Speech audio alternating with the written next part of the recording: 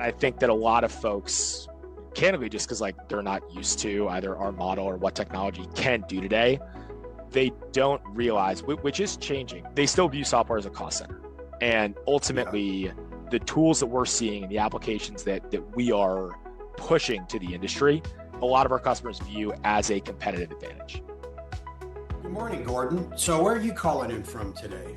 Hey, Dave. Appreciate you having me on. I'm in Brooklyn, New York today. Oh, okay, that is great.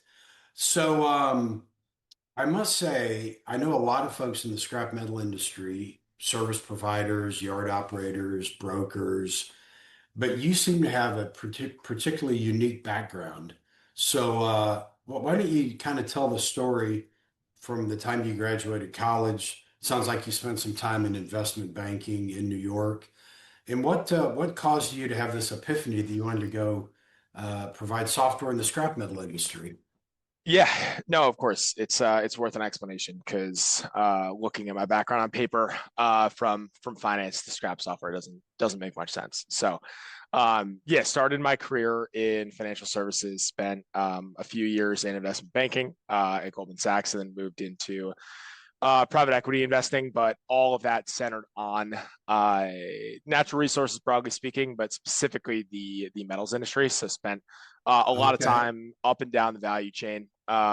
Anything from bauxite refineries in Australia to working with the biggest mills in the country like Cliffs or JW Aluminum or things of that nature. And then in the investing side, spent really just as much time on what I'll call the kind of conventional resource as I did the technology. And I Okay. quickly realized the businesses that we were at times giving tens of millions or hundreds of millions of dollars were either using Excel spreadsheets to run their business or Mhm. platforms that were based in or founded in the 80s, 90s, and 2000s, and ultimately saw similar patterns in the recycling industry.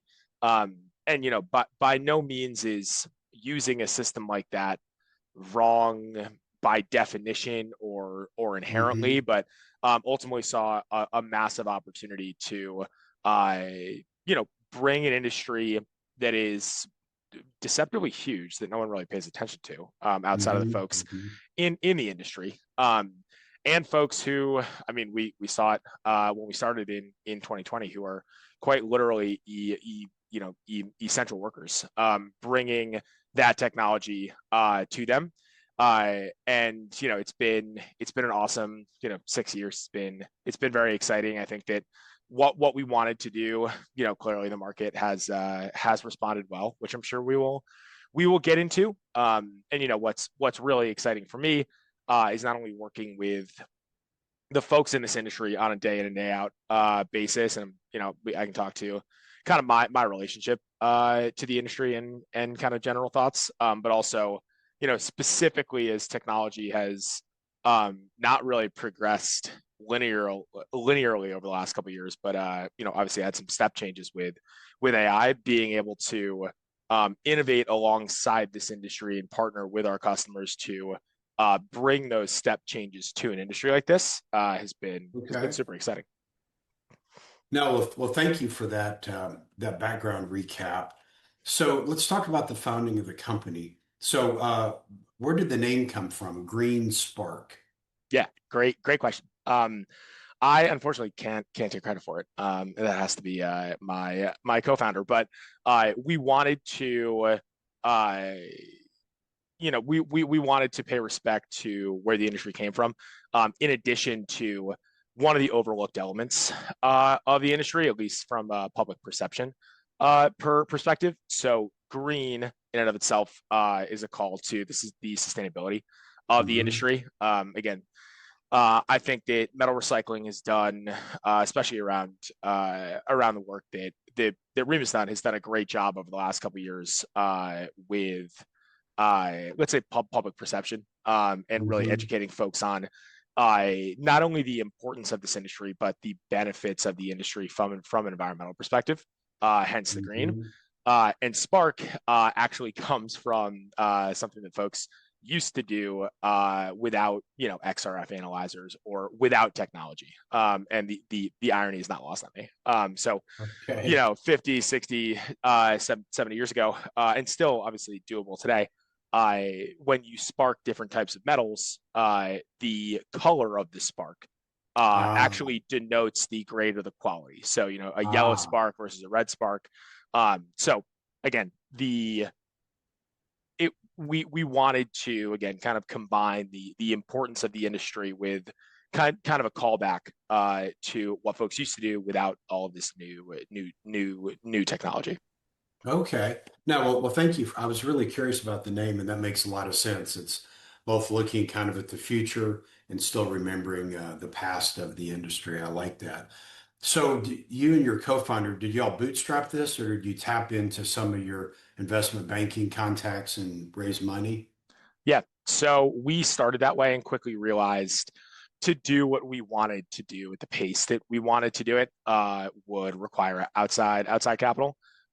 So yeah, we ended up talking to folks in our network, in addition to capital partners that not only understood what our thesis was, which is, again, it's relatively straightforward. At GreenSpark, we want every single scrapyard and metal recycling facility on planet Earth to use our platform.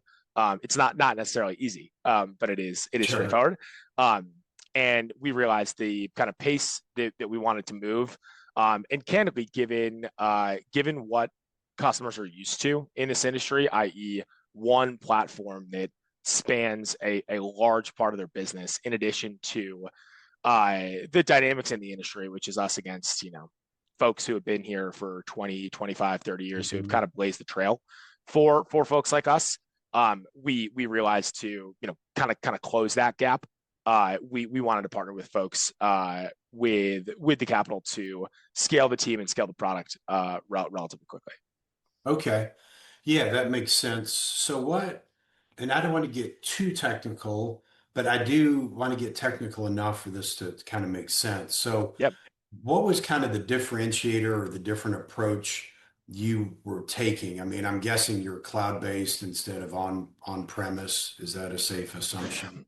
Yeah, 100%. And yeah, I won't get too in the weeds. But I also think it's important to understand kind of like what our thesis was back Hmm. then, what's changed over the last couple of years, just given what's happened in technology.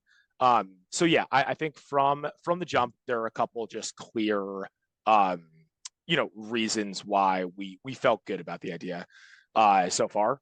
Number one, we are entirely web based. And I think importantly, we are web or cloud based kind of fully natively, right? So rather than Hmm. trying Hmm. to either like acquire a business that's already been existing, or Hmm. Hmm. partner with an existing software in the industry, we built everything from the ground up.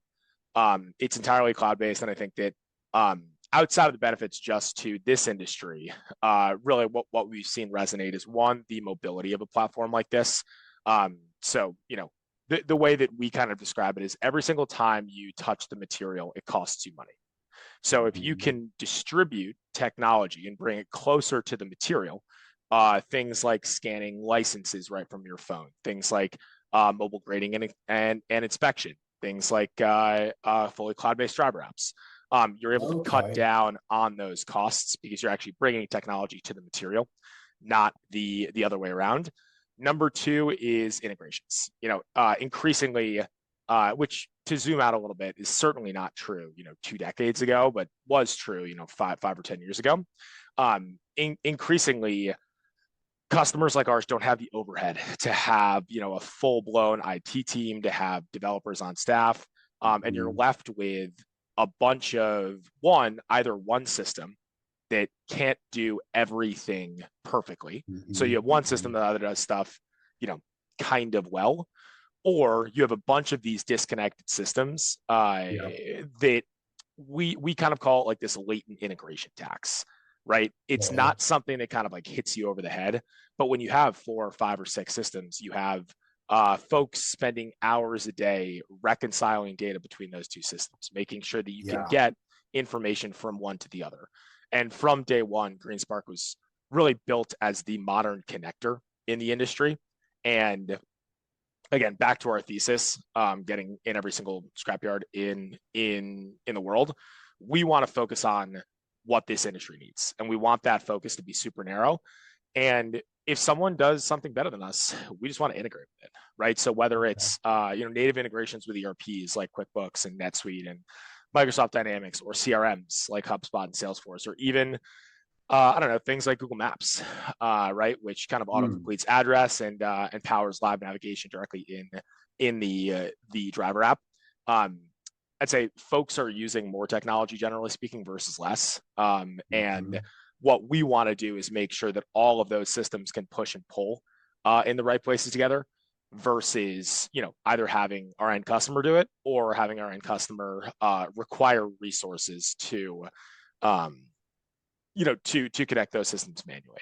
Now, over the Okay. last year or two, a lot of that's changed with the advent and like increasingly the maturity of artificial intelligence. Mhm. And I think that that's where this gets like really exciting. Obviously, being built on a kind of fully cloud native tech stack allows us to leverage that technology um, very, very quickly. And I think that the way that our team is set up, not just on the technical side, but also on our customer facing side, our ability to rapidly iterate with our customers and rapidly get feedback from our customers on how we're applying things like AI and agentic AI to their workflow has been really invaluable over the last year or two. Hmm.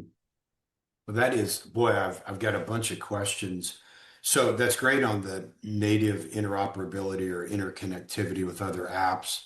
But help me understand because I've seen some companies in this space that maybe have focused on trying to have as much native to the app as possible. So try to do financials within the system and other things. So give me a sense of how you kind of describe the core features of the product, and kind of where it ends and where an integration with an ERP, CRM, or financial software kind of fits in. Yeah, that is a great question. That line always changes based on what our customers want to do, but at its base, we want folks running their entire business out of GreenSpark. The way Okay. we kind of think about it, outside of the integrated GL that is on the come, which I can touch on later, um, is that we want to be the customer's operational system of record, right? So Okay. everything that they're doing on a day-to-day basis, from receiving, paying, managing inventory, managing contracts, customers, outbound shipments, invoices, documentation, both over the road dispatch and exports and logistics tracking. In addition to our reporting suite, we want all of that to happen directly in GreenSpark. Now, to be clear, that obviously comes with the obligation, honestly, or the need to ensure that the operational and financial systems of record move in lockstep. So again, Okay. wherever someone is already working in an accounting system or a CRM, we want to push and pull data to and from those systems. But we want to really cover as much of that workflow as possible. The product has expanded both in breadth and in depth recently, and I think that there is a desire in this industry to kind of have everything under one hood, not just from the product capability side, but folks in this industry are used to and want to work with people that they trust and that they can rely on.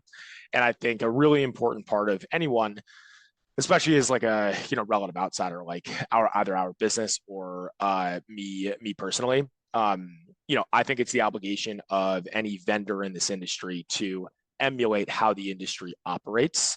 So outside of just product capabilities, a lot of folks want to again work with teams that they trust and teams that they can rely on, teams that they can pick up the phone and talk to if something's wrong, which is something that we spend a lot of time and resources doing. Okay. So let's say, and this may sound like a hypothetical question, but I see it all the time where, there's consolidation in this industry that's been going on for 20 years, yet the total number of scrap yards out there seems to keep increasing. And from my own personal experience, it's because, some small yard gets acquired by a big company. The people who sold get disappointed with how the integration of everything works. They get through the earnout, they set out a non-compete, and then it seems like there's two more scrap yards that populate from every one that's sold because, one group goes off and starts one and one another. So say somebody was starting an operation from scratch and they said, Gordon, we want to do as much in Greenspark as we can. Like, can you all do financials? Can Yeah. you function as a CRM? Like, could they really run the entire business just in your single product suite? Yeah, 1,000%. We like to. So it's funny you mention that. We've seen the same thing. We probably onboard what we kind of call like startup yards. We probably Hmm. onboard 8 to 10 of those a quarter, which really Okay. speaks to the just kind of organic growth in the industry, broadly speaking. And the way we market it is like, it's you and GreenSpark. Those are the two like, almost full-time employees at the business. Okay. As you get this off the ground, you can run everything within GreenSpark. Typically, a yard like that will use something like QuickBooks, and especially for yards that are starting out, we try to be as consultative as possible because there are so many moving pieces. And candidly, we in many respects internally we are still a startup, and we know what it's been like, Hmm. to Hmm. see the cash in cash out every single day, to have way more problems than you know what to do with when you're Hmm. starting a business. Sure. So candidly, we love working with folks like that. And we try to extend our reach from anything from software to, the scales of cameras that you should be getting, connecting that yard with other folks in our network. But to answer your question, again, we are typically the kind of second employee that folks hire, Okay. because it's such a comprehensive platform that you can run your entire business out of. The other thing that I think that folks have really benefited from is process standardization. What we try to do at GreenSpark is not only give you the tools to succeed, but really the best practices, standard operating procedures, and workflows built around our product that have been hardened by hundreds of customers throughout the industry. So whether it's staying on top of inventory, working the kind of physical flow of the yard out when you're going to get different pieces of information to keep trucks moving, and ultimately, what folks in that scenario should be looking at on a day-to-day, week-to-week, and month-to-month basis to understand the trends in their business. We try to make that as out of the box as possible, versus just giving you a set of tools and saying, hey, go ahead and figure it out. Hmm. No, that does make sense. Um, okay, that's a good overview. What's your iteration cycle like? Like how often are you doing like point releases, major releases? Yeah. Yeah, great question. I think that again, this is one of the biggest differences, between us and some of the other folks, or said another way, this is one of the main benefits of being a more modern player. We're releasing daily, so literally 4 or 5 times a week, we will be releasing new updates on the platform. Sometimes you'll never know, right? It could be Okay. increasing storage for image capture. Other times you 100% will. Like, about 2 weeks ago, we released a fully new module that includes live container tracking for your export containers. So if you're Okay. shipping on a CIF or a CFR basis, you can see in real time where that container is, on the water with live ETA updates. So Okay. we don't need to get too deep into that use case, but I think that that's a good, it's kind of a good benchmark for what those releases look like. We have the ability to obviously turn on or off any of those changes for any of our customers. change management is obviously a huge part of the industry, broadly speaking, and obviously customers' relationships with technology. So, um, said another way, we don't really try to change for change's sake, especially when folks are running their business in very well defined workflows.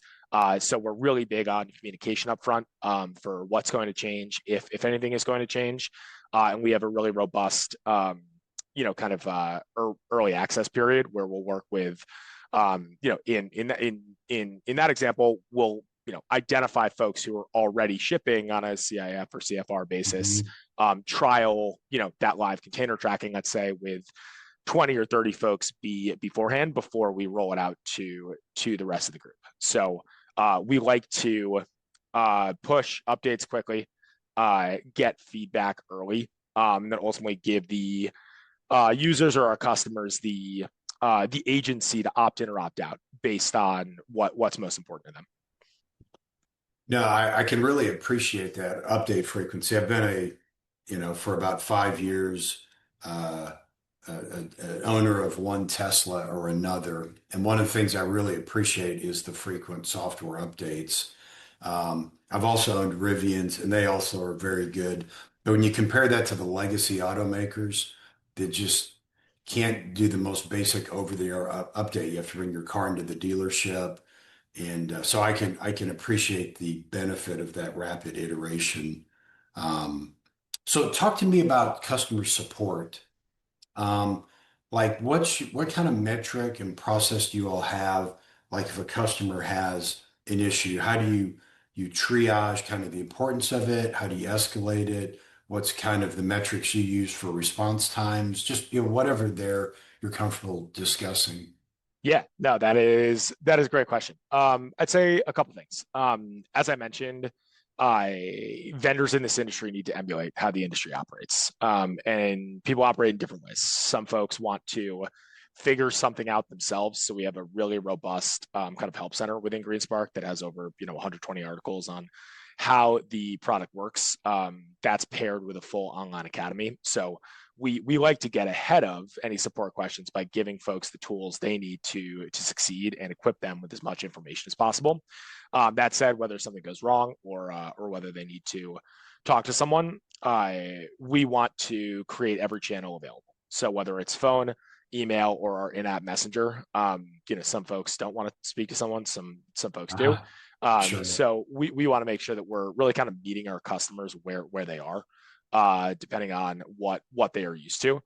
Um, I'd say overall for support, a lot of folks in this industry and a lot of folks in software, generally speaking, always look at response time. They Hmm. say, all right, yeah, we want to get back to everyone, within a minute or two, or, we pride ourselves on acknowledging you. That's obviously important. And, our response time is under a minute. It's about 56 seconds these days. So we do want to, obviously emphasize that. We care about resolution though, because folks don't want to be Okay. talked to. They want their problems to be solved. So the main kind of Sure. success metrics we look at on the support side, outside of just saying, hey, I'm seeing what you're seeing as well, which is an important part of it. We really focus on the overall resolution. We also really focus on transparency. No one wants to shoot a message or shoot an email into a black box, and not know where they stand. So average Hmm. response time is under a minute. If something is wrong, we typically try to keep folks updated every 15 or 20 minutes, especially if it's a critical issue. And our average resolution time is just under an hour as well. So really Wow. trying to That focus seems on really trying to focus on the kind of outcome, in addition to making sure that folks know exactly where they stand. okay. Wow. That's really that seems. I mean, I don't know the numbers from the other companies, but that seems pretty remarkable. So I've been in this industry for about 20 years, and I've been going to the REMA conferences for about that long. And it seems like when I go walk the trade show at REMA, that it seems like there's just a software company like on every row. And so I'm curious, I would have been if somebody asked me, hey, I want to start a software business or company for the scrapware biz or scrap industry. I would have said, wow, it seems super crowded, lots of competition, doesn't seem like a great place. What was the opportunity you saw that what I would call a crowded space didn't scare you? Yeah, yeah, that's a great question. Um, I think again back to the kind of original thesis, just given the vintage of our software platform relative to others, I think that at a super high level, we felt really good about kind of like our inherent competitive advantage, given our modern tech stack, the ability to leverage web-based integrations, the ability to leverage the mobility that other folks candidly like structurally can't do given their tech stack, and given Mhm. how they're set up as a business. And again, no disrespect to anyone else in the industry. Like they've Mhm. the way that I think about it is they've done a lot of the heavy lifting of educating the market on the benefits of technology and candidly, Mhm. taking this industry from spreadsheets and DOS systems into the 21st century. Um, but I think that there are, as I mentioned, a lot of different ways to differentiate in this industry. And I think that especially with kind of older products, there's never you're never in a good spot if you are a dynamic business, and scrap is a very dynamic industry, Mhm. using a static software product, because Mhm. inherently the software that you're using or the technology that you're using is not going to be able to adapt to the changes in the industry that you require as a very dynamic business. Mhm. Now, Mhm. over the last couple of years, obviously with artificial intelligence and what folks can do with AI, that's opened up a multitude of possibilities on how folks can use that in their business. And it's a really interesting space, I think, in the market because everyone I talk to, whether it's someone like you, whether it's the owner's son who might be taking over the business, or it's a 76-year-old truck driver, it seems like everyone's Mhm. used ChatGPT, right? Or some sort of tools. It could be Sure. anything Sure. from, analyzing their mortgage to asking what the weather is going to be tomorrow. Yeah. But I think that's kind of a fundamental difference between, it's a cloud computing, which has happened over the last, 10 or 15 years, and what's happening now. And the reason I bring that up is there are so many advantages to using AI, not just every day, but for kind of like core business applications. Folks are used to these technologies, given, I don't know, they've been in the news for the last 2 straight years. And folks can use them for consumer applications. And all of those advantages really kind of like accrue asymmetrically to a platform like us. So I think Mhm. when you think about the kind of advantages and it being a relatively crowded market, we view things a little bit differently, because when you look at the market itself, yeah, there are a lot of players, and that was born out of regional and territorial compliance differences. Obviously, Mhm. founders' relationships with folks in specific territories. But when Mhm. you look at businesses that can leverage that technology that you can reliably think you can use in 2050, not 2027. And folks really are thinking that long term in this industry, given these are generational family businesses, or Yeah. folks are in this Yeah. for the long haul. We feel really good that the number of prospective players that you can reasonably think could run your business in 2050 is actually much smaller than the overall market. Yeah. So whereas a layman, I saw a crowded market, you saw a market ripe for disruption, Yeah, bottom line. yeah, and I think you know people love to think about disruption in technology, and I think that the way that I think about our product and what we're looking to do, you need to earn the right to disrupt an industry. And I think that we tried to come in uh, with a lot of humility and a lot of respect for the industry. Mhm. We wouldn't have succeeded if we came in and said, "Hey, I read a 50-page PDF report on the scrap industry. You guys are doing it wrong. Here's GreenSpark." That's obviously Sure. not going to work at all. So I think that what we really try to focus on again is meeting folks where they are, evolving their workflow, and then being very targeted in places for disruption. So, for example, let's take dispatch, right? Folks are used to either a whiteboard or an Excel spreadsheet, or they're using some system that might not have capabilities for a mobile driver app, or Mhm. candidly doesn't have the power with respect to dispatch to scale integration or a modern load board where you can drag and drop trips around. That I would say is evolving someone's workflow from what they're used to using GreenSpark.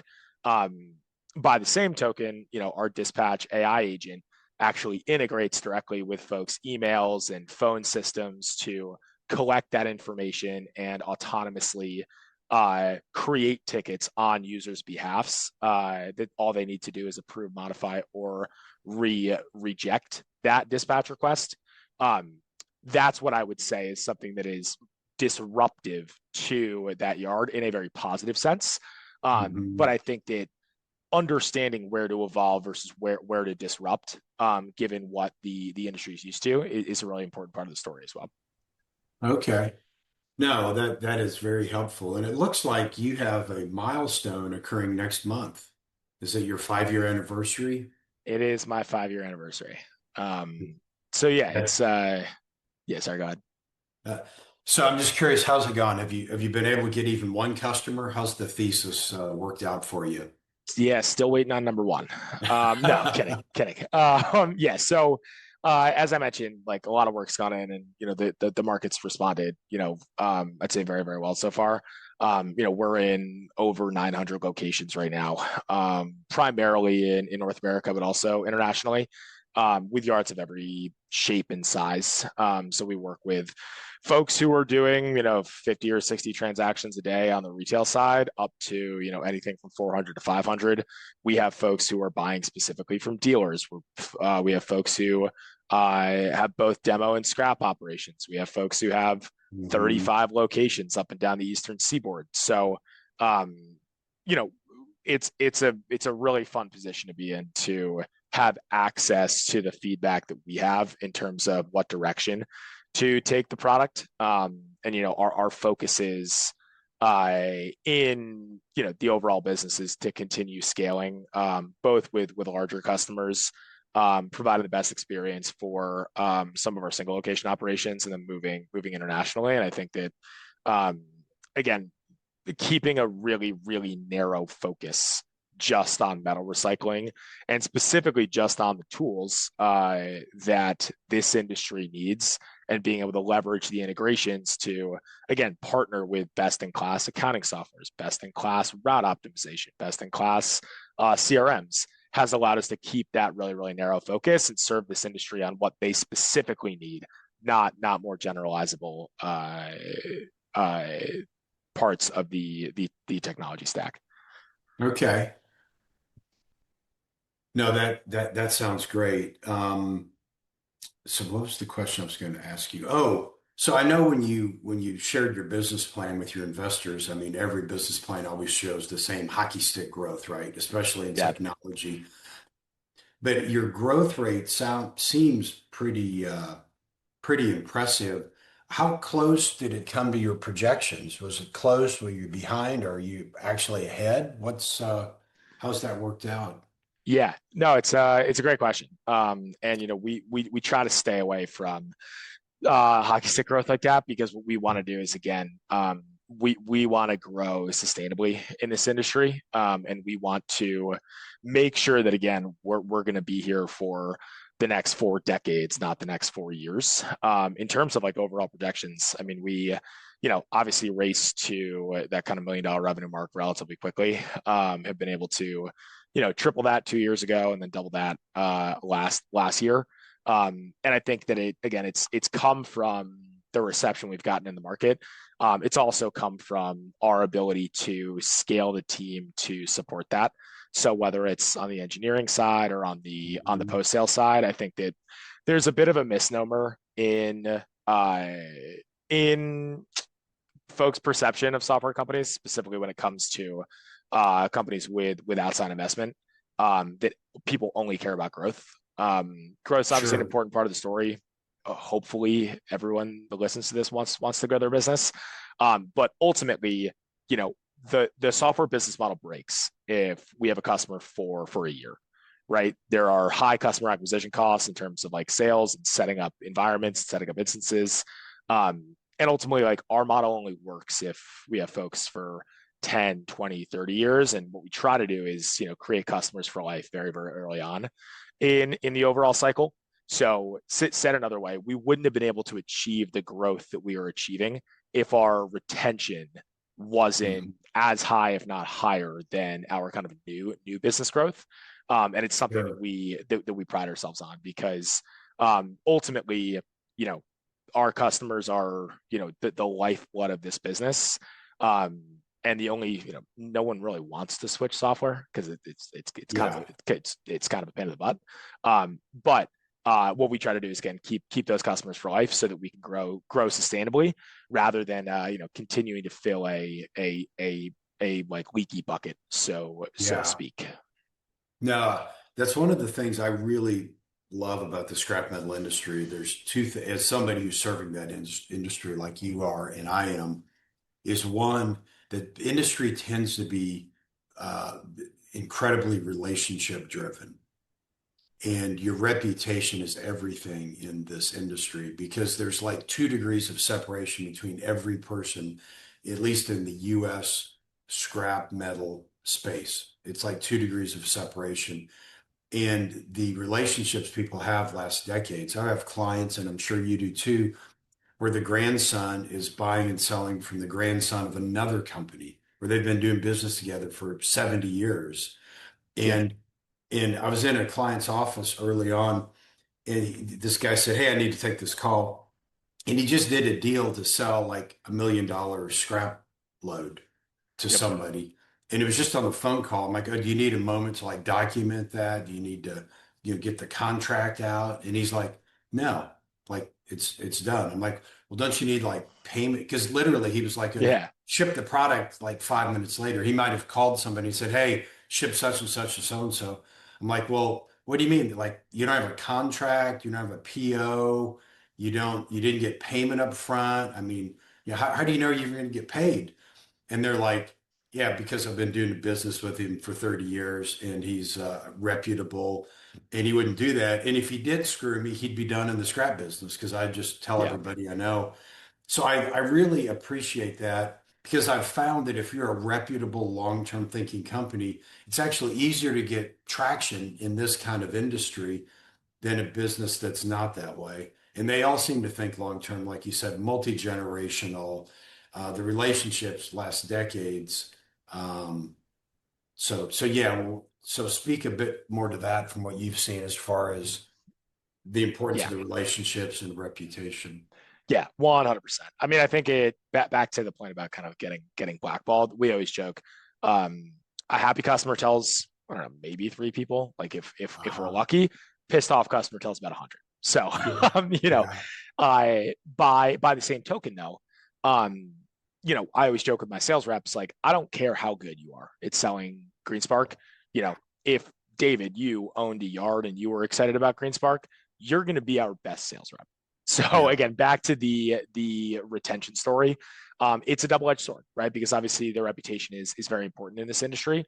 At the same time, to maintain the growth rates that we've had, this isn't really an industry where if you triple your sales team, you triple revenue because yeah. of the network effects and because of the connectivity um, Sure. in the overall industry. And I think that what we really try to pride ourselves on is not just being a software company, but a partner to these businesses. So I already kind of talked a little bit about with startup businesses, right? We'll consult on scales and cameras, and we'll send over mock item lists so you can get started very quickly. One of our sales reps just connected a Zorba buyer with one of our new shredder operations to help kind of grow that business. Over the last 3 months, Okay. we've brokered 6 different sales of businesses that are either using GreenSpark and are looking to sell, or are using GreenSpark and are looking to buy in the kind of broader market. So um, outside of just being a software company, again, as I mentioned, vendors in this industry need to emulate how the industry operates. And I know that I'm probably beating a dead horse with that, but understanding how our businesses operate and trying to be the best partner to them outside of just their technology layer is really important. You'll also see us at conferences. I mean, I'm probably on the road 2 or 3 times a week, either visiting existing customers or prospective customers. And whether it's our onboarding team getting on site for go live, or same thing with renewal conversations. We try to build that relationship as much as possible, because as you mentioned, that's how the industry does business. And I don't think you can be successful in this industry, whether you're buying and selling scrap or selling stuff to folks who do that, if that's not kind of core to your overall business model. No, that makes sense. I can't believe how fast the time has passed. I've just got a couple more questions for you.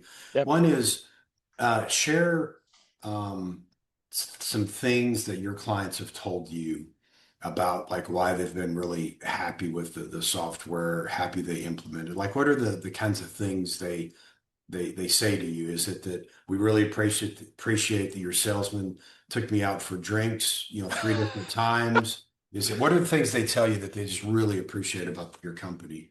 Yeah, that's a great question. It runs the gamut based on different user roles. And it's going to be different whether it's an executive or an owner, an Hmm. operations manager, a commercial buyer, or someone on the logistics team. But again, typically it is around the people that work here, because those relationships are so important. So I think, like, in terms of overall feedback, like, I'm actually just pulling up. We do what's called like a net promoter score. Oh Um, yeah, so we NPS. send out, Yep. yeah, exactly. And I'm just gonna read you the last five, honestly. We Okay. have one owner feedback. Of all of these, our last six are all tens, and it's the inventory tracking is unbeatable. It's user friendly, and the support team GreenSpark has is the greatest of all time. Um, you know, I, Wow. yeah, that we were pretty fired up with that one. Another owner in Kentucky, I like the web-based interface. I also like the progressive attitude the company has in regards to being a leader in the space. Another one out of Texas, it is so easy to use. Another owner out of Texas, the transition was smooth. The assistance for help has been great, and so far the product delivers what was promised. And I think that, Wow. yeah. And again, these are all of our customers unprompted kind of feedback when we send these emails out. So I'd say it's a really good example of how we're getting a lot of traction from a bunch of different people within the actual yard. So anything from, Mhm. again, the scale operator to the owner is looking at different reports. And I think outside of that, we take a lot of pride in helping the folks on the kind of front lines. We had one customer down in Louisiana, I don't know, about 6 months ago. We were on site, and the operator said to our onboarding rep, like, I can't thank you guys enough. This is the first time I've had a lunch break in 6 years, because I can finally Wow. manage all the work that I'm doing right at the scale. And I'm not naive enough to sit in my ivory tower and think that we're changing the world with scrap Sure. software. Sure. But stuff like that really does matter to folks. And making a difference not just in the overall business growth, but for the people on the ground that are using this every single day is super rewarding. That is awesome. And then, so the last two more questions. One is, so what do you enjoy the most about your role within the company? What just gives you the most just enjoyment, satisfaction? Yeah. A couple things. I'm just a huge nerd, man. Okay. I love commodities. It's the coolest thing ever. The entire world's based on resource scarcity. I think we were talking about this before, whether it's uh, what's happening in Venezuela, what's happening with Mhm. tariffs, what's happening in Greenland. Like, everything is about resource scarcity, and everything is about being as efficient with the resources you have as possible. So Mhm. talking with customers, and I think um, not trying to have the answer all the time, but working with them to solve their problems is really fun. Like, I don't know, 2 weeks ago, copper ripped to 660, and I was some of our customers' first calls. They're like, hey, what do we do? How do we respond so quickly? Where in GreenSpark can I tie things to benchmark prices so I'm covered? Mm. What are other customers doing with these movements? And I think that it's obviously been kind of an uphill battle, just given, you need credibility, you need a reputation in this industry. But, over the last 6 years, getting to know the industry really well, getting to know our customers really well, and candidly being viewed as a partner in their businesses is really exciting. Internally, ramping new employees is so fun, Yeah. because there's always that moment of like, oh, I'm not sure I knew what I got myself into with this whole industry. And I think that a lot of people, whether it's on the technology side or the actual yard side, if you haven't grown up in it, you might not know the it's called nuances on Yeah. how business is done, which is super exciting. And then kind of third on the product side, it's a privilege to be able to not just hear feedback from our customers, but actually be able to deliver them the new technology that we're seeing in the market. Historically, product development has been very bilateral. Customer says, hey, I need, this field for this reason Mhm. on Mhm. an outbound ticket. Software company build that field. The field gets built, and you can go on in and do your work. The paradigm shift of what we're seeing in AI just changes all of that. So now I get to sit in my seat and pretty much say, hey, we can, take any document in your business, ingest it, and turn it into something else, whether it's a rail car notice that we turn into a pending load, whether it's a consumer PO that you can upload and automatically create a sales order. And we get to sit here and I get to have conversations with customers all the time and say, how would you want to apply this new tool or this new technology to Mhm. your business? Hey, we can use AI material recognition to better understand how good your guys are at grading quality. Hey, we can spin up a voice agent to take phone calls and immediately surface to a buyer if someone has, a load over a certain size to sell. Would that be helpful? How do you want this to work? And ultimately, kind of what value do you see to these kind of big new categories of software? Um, it's so fun. Wow. Yeah, your enthusiasm comes through. So my last question, is there anything I didn't ask you that you wish I had? I don't know. I don't think so. I think Okay. we're in a really really fun spot, and I'd say that the folks who are listening to this, what I recommend, especially with new technology, is one, obviously keep an open mind, but we have a lot of folks who traditionally approach software transitions or software generally is do I need to do this, or you know what is the worst that would happen if I went through a transition? Mhm. And I think that a lot of folks, candidly, just because like they're not used to either our model or what technology can do today, they don't realize, which is changing really like in real time. They still view software as a cost center, and Yeah. ultimately, the tools that we're seeing and the applications that we are pushing to the industry, a lot of our customers view as a competitive advantage, and they might not love me, Okay. saying that, but I would, because then that'll go away over time. But Right. I would really challenge folks to think about how they can use software and technology as a competitive advantage rather than just a record keeping system.